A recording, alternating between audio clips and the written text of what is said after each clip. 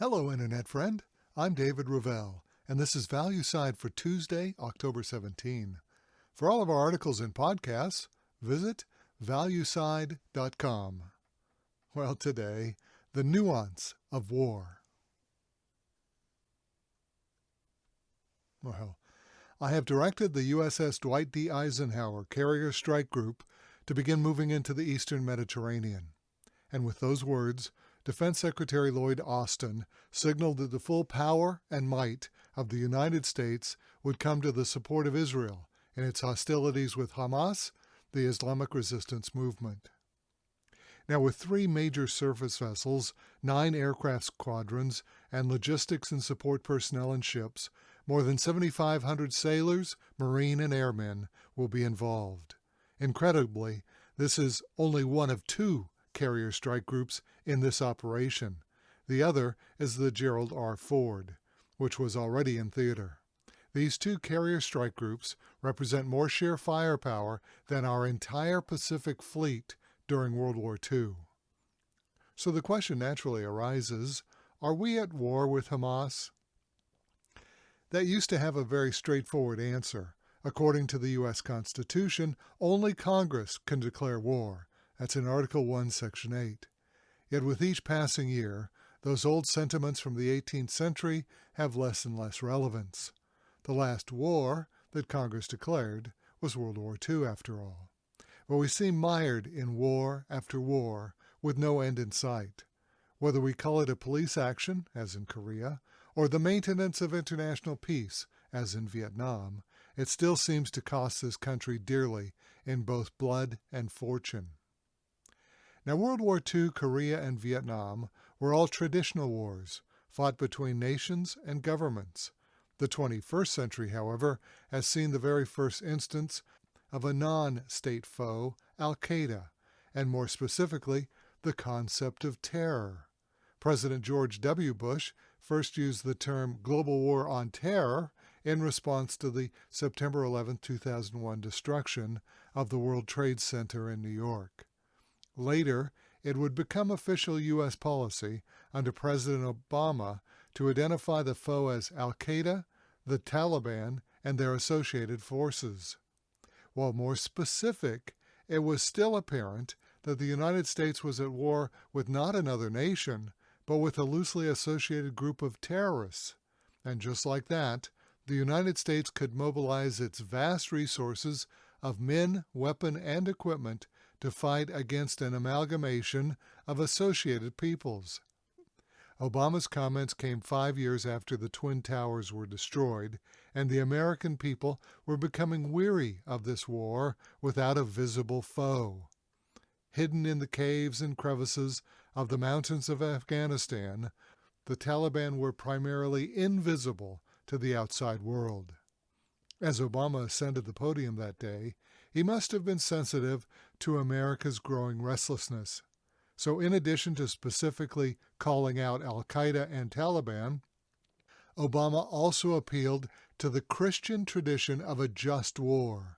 Obama proposed that this newly reformulated war on terror, now a war on Al-Qaeda and Taliban, was, quote, "This is a just war," said Obama, "a war waged proportionally, in the last resort, and in self-defense." Now, you may find Obama's use of the word proportionally particularly intriguing.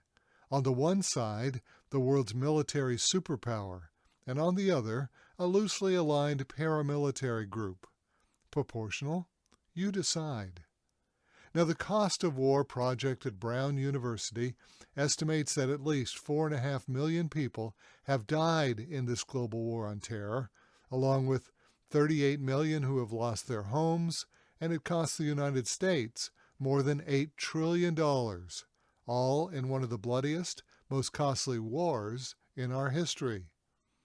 Be that as it may, while we were told our cause was just, the current President Biden abandoned that cause as he summarily pulled our troops and equipment out of Afghanistan in 2021. Now, it's increasingly apparent that we live in a time of ever-increasing war.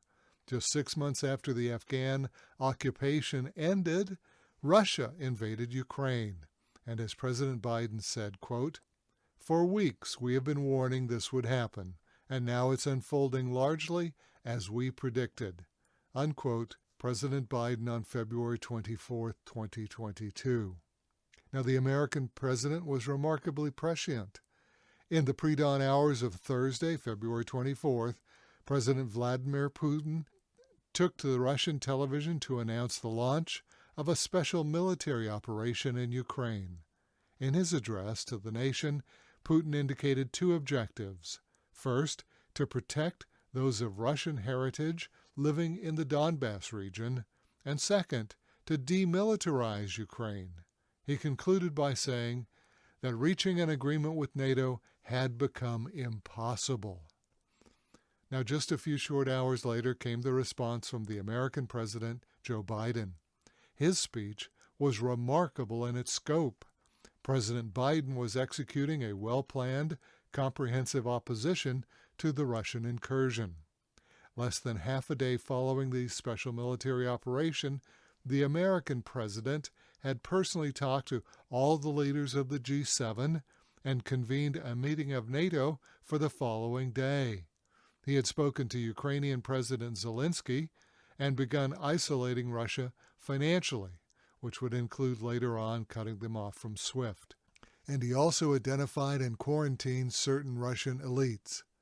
Biden began prohibiting the transfer or sale of high-tech materials to Russia.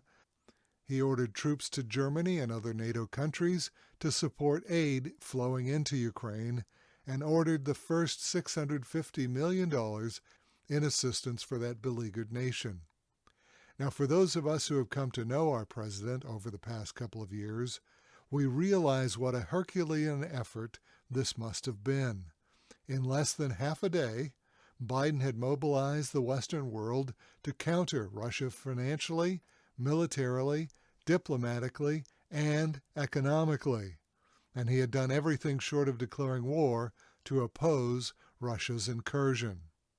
Most importantly, he had opened up lines of communication with all the Western leaders, an essential step in coordinating this opposition.